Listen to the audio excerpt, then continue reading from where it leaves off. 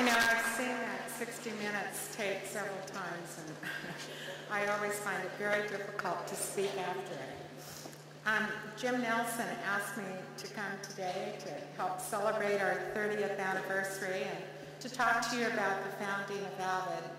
And so I'm going to take you back more years than almost anybody here can remember to explain to you the impetus for AVID and what happened. In the 60 Minutes piece, Scott Kelly referred to George Bush and No Child Left Behind. That show aired in 2002. And I want to take you back now to another two, but this is 1952. And I want you to go with me to a little town in the Central Valley of California called Kingsburg, the town where I was born and raised. It's a community of 3,000 people. Almost all of them are farmers, and they're all white. In the summer, we have migrant farm laborers who come in and pick our crops, and we have exactly one African-American family in the community, the Johnsons. The oldest Johnson son is named Rafer, and you can, although he's 10 years my senior, you can often find him at my home on Saturday afternoons, where he helped my father with odd jobs. And when he was done with those jobs with my dad, he would come and sit with me on my closet floor. And there we would read together comic books, and he would try to teach me how to play the harmonica.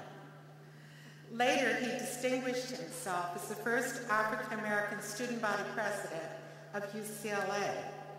And in 1960, he was our Olympic decathlon champion in Rome.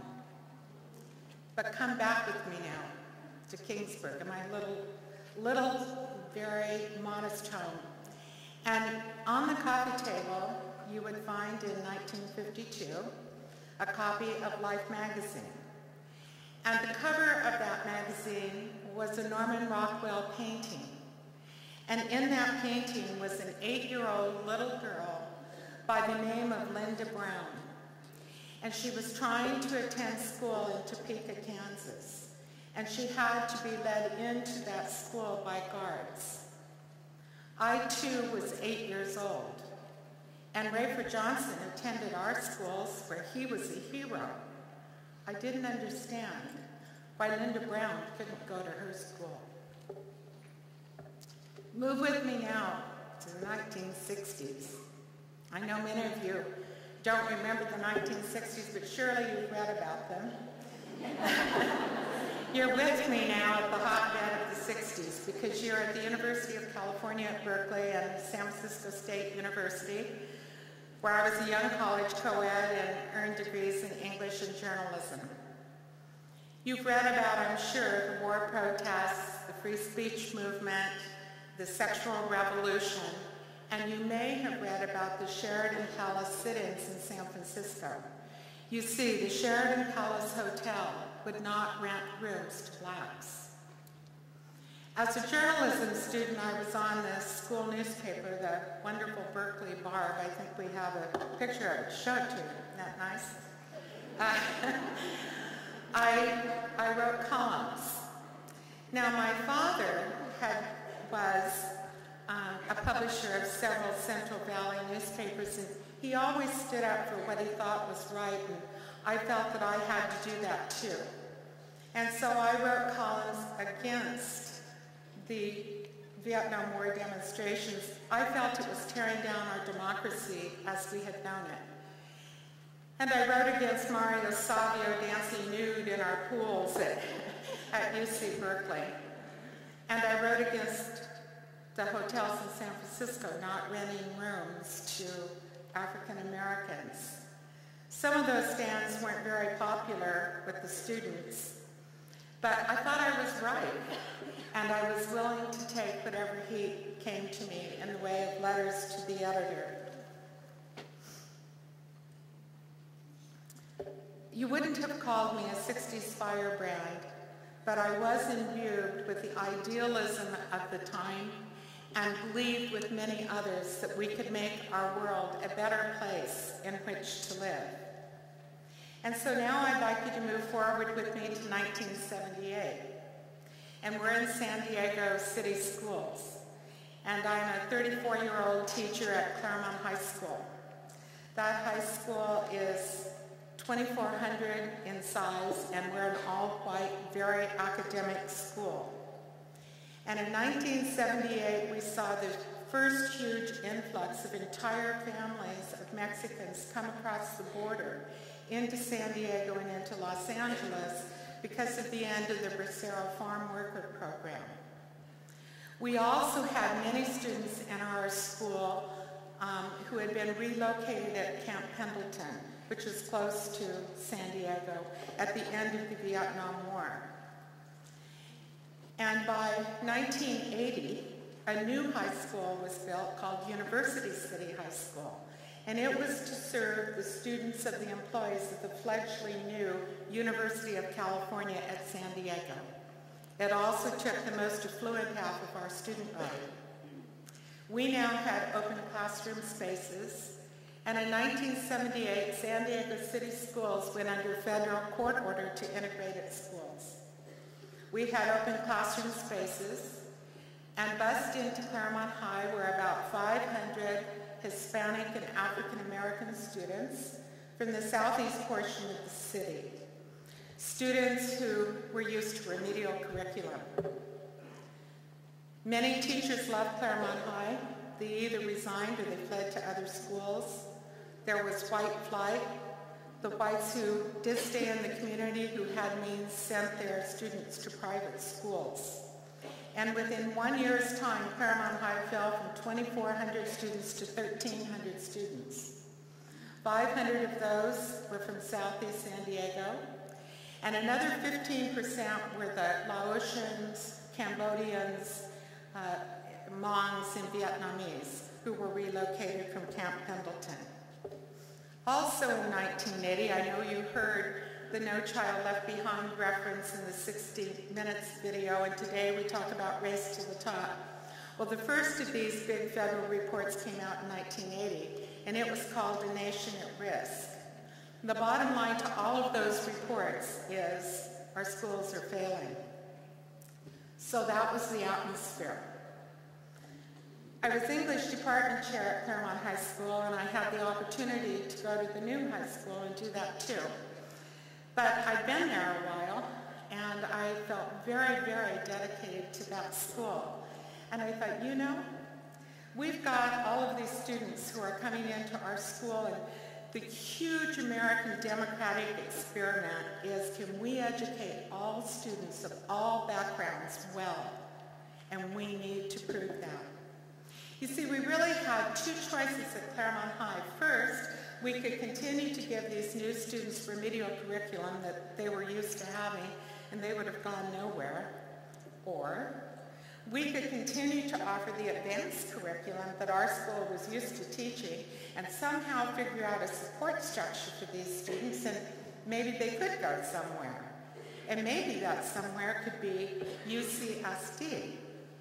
Just 11 miles from our campus, it was at the time the University of California with the lowest minority enrollment rate and the concomitant highest attrition rate.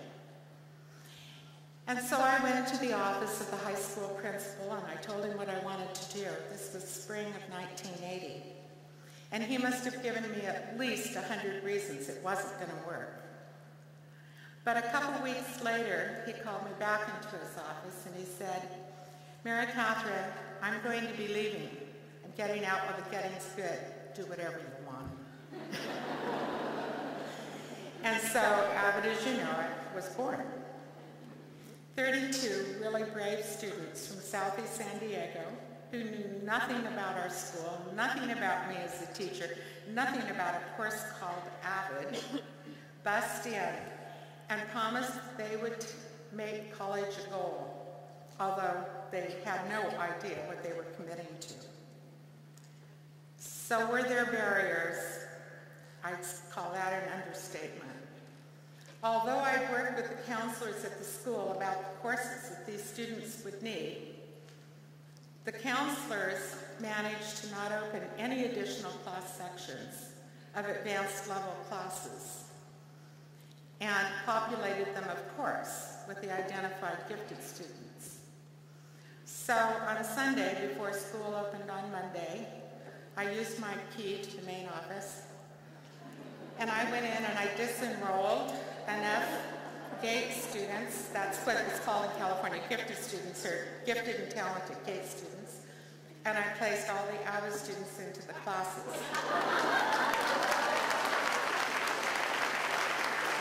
And I bet you know what happened.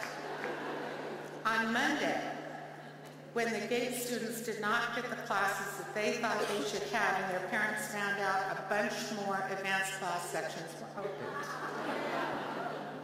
But now, of course, I had the problem of the AP and honors teachers not wanting the AVID students in their classes.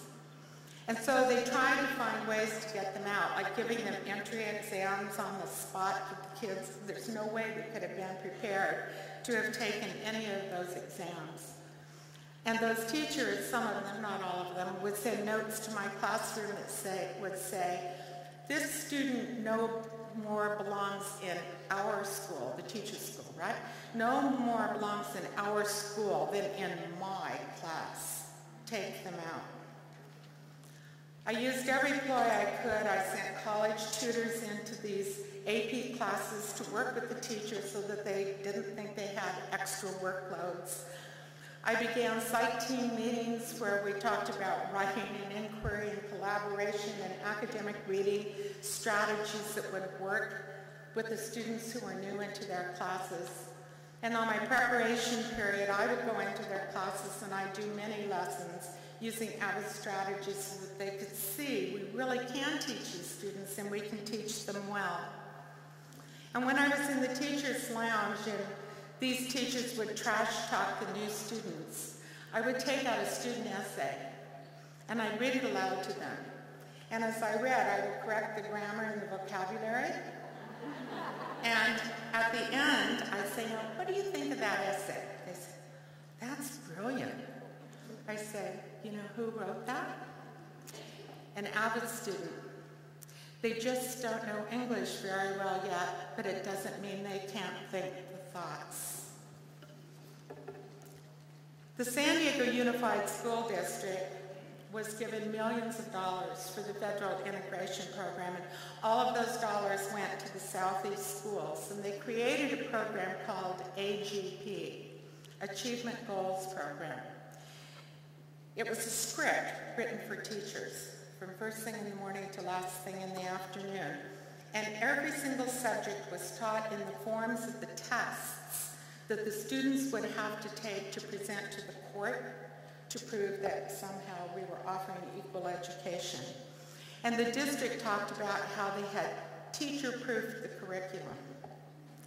Well, we were a northern school, so we didn't have AGP. We had AVID, and in AVID, we were teaching the students how to think and to write about what they were understanding and take responsibility for their own learning.